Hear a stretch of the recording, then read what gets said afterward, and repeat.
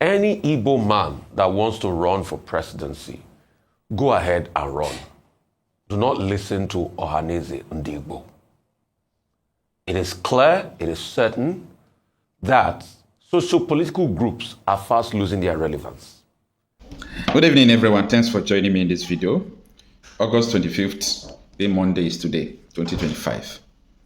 I never believed the statements I saw people putting it out that was attributed to the Ohanaeze Igbo, the Apex Igbo Sociocultural Association or group. So they said that no one will contest or compete against Tinubu in 2027 from Igbo land. So in other words, this is the exact statement. No Igbo man is allowed to contest against Tinubu in 2027 election. Listen to me. I have a message for everyone. Just take a listen what Oseni said first. But let me first start with Ohanaeze and Igbo. Please, any Igbo man that wants to run for presidency, go ahead and run.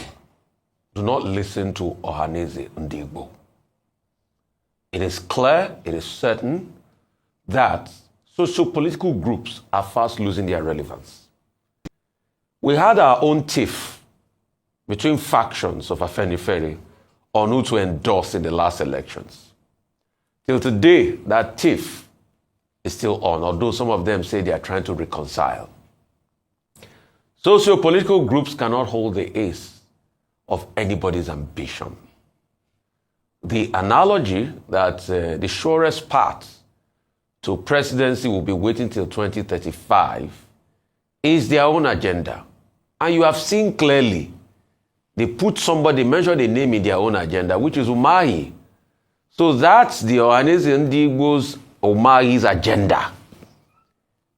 It's different from the free rights you have as enshrined in the Constitution.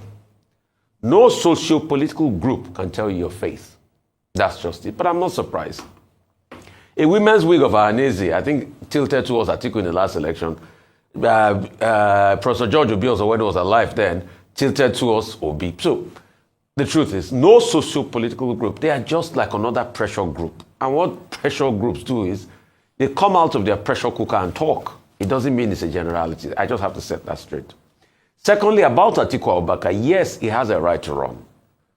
Everybody will compete effectively in the field, and we'll see who will emerge.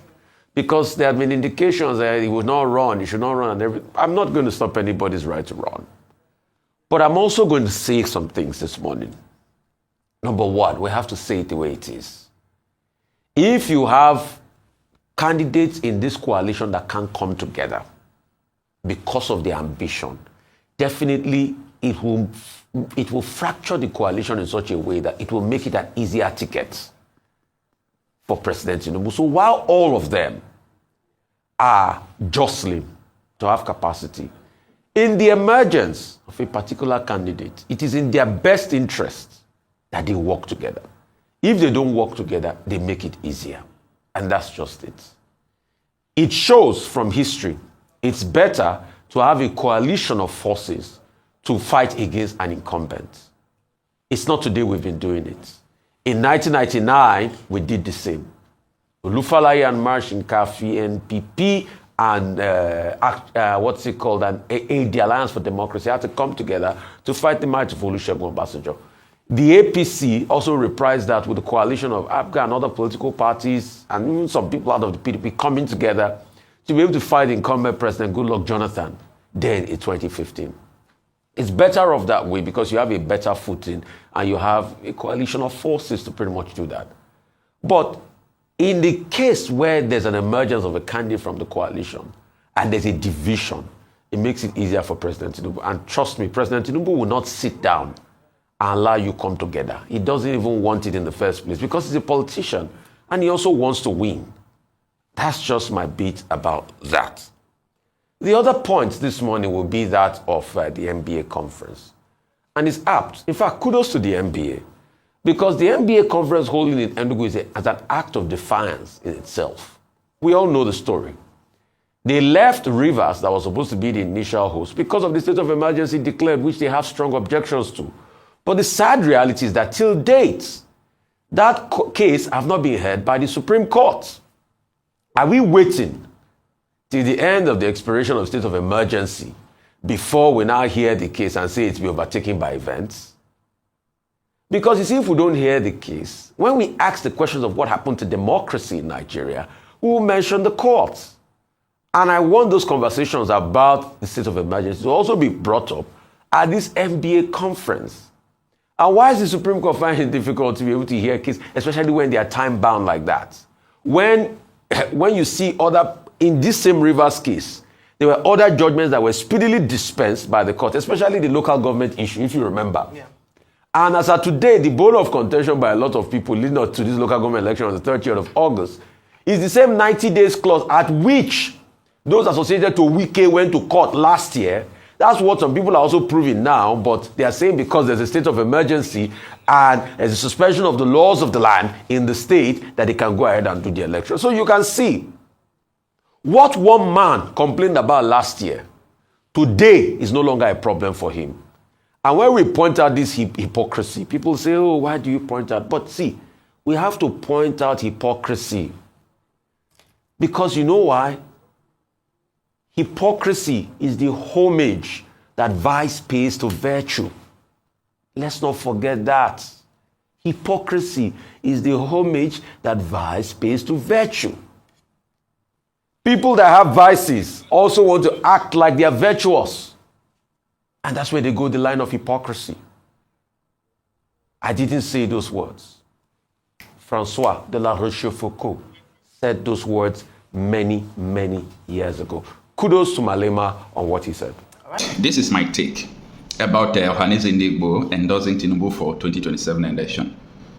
I want to let you to understand that everyone who understands justice, who understands the pains of the people, who understands what the people in this geographical area called Nigeria is going through, will not come out to talk about election, why people are dying, where many communities, many nations are under siege. This is not the time, first of all, to talk about election. That is a red flag, number one red flag. Secondly, I have never seen Ohanaeze Igbo talking about insecurity in Igbo land, insecurity in Nigeria, insecurity about how anything that will make people to become better. Ohanaeze Igbo, I don't see them putting their words or their mouth in all those things.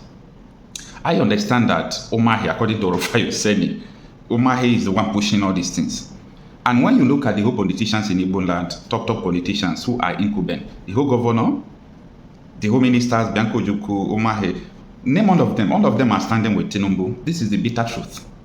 They are standing with Tinubu. So Ohanaeze Igbo making that statement is because of what all of them told them, that Tinubu is the one we are supporting comes 2027. But I am not interested in what they are doing or the shenanigans they are doing.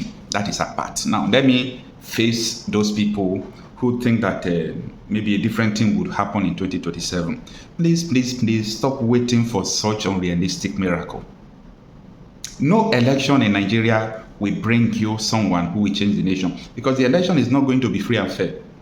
I still continue to tell these people, I'm not trying to reduce your motivation. You believe what you believe, it doesn't concern me. But don't expect Tinubu to go and sign a electoral law. That electoral law you are, clamoring that you need, fresh laws for election. You need this, you need that. So Tinubu will fold hand and sign the thing. I don't know how you reason. Someone that won an election when he was not incumbent. He won the election by the way he used to do things, not by your vote. So you still believe he's the incumbent, he is the incumbent president now, that he's still going to lose election? I don't just understand. Do you people really think? Now, anytime I come to this point, reality will hit some people hard and said, so what are you saying now? Are you saying that this evil will continue? It's a result of a system, it will continue, unless you stop the system. The result of the system will continue until you stop a system. That is the way it is. If you dial any phone number in your phone, when you type it and dial or touch the button, the dialing button, just send it. It has been programmed to start making call, start contacting the number. That is the program. So when you type the number 1234080, so, after typing it, you touch the green button and you start complaining. Why is it sending? Why is it sending? Then maybe you end it with a red button. Then after ending it, you dial it again, you start complaining. Why is it sending? You are repeating the same thing and expecting different results. It's not going to work. It's not going to work. So concentrate your energy in building yourself. Concentrate your energy in what matters. If what people are pushing is regional government, I could say these people are close to the solution. If what they are pushing is referendum, I could say these people are closer to the solution. Yes, I do not ignore people's idea. I like to entertain people's idea, okay? So I'm not against what people are thinking, but may God keep us alive. Before now, the next 20 years, if things continue like this, reality will hit so many people alive. And you know what? That time it will be too late. Because I see that a lot of Nigerians are still living 20 years, 10 years backward. Never understand the reality on ground. But it is what it is. For me, I think Nigeria is not sustainable.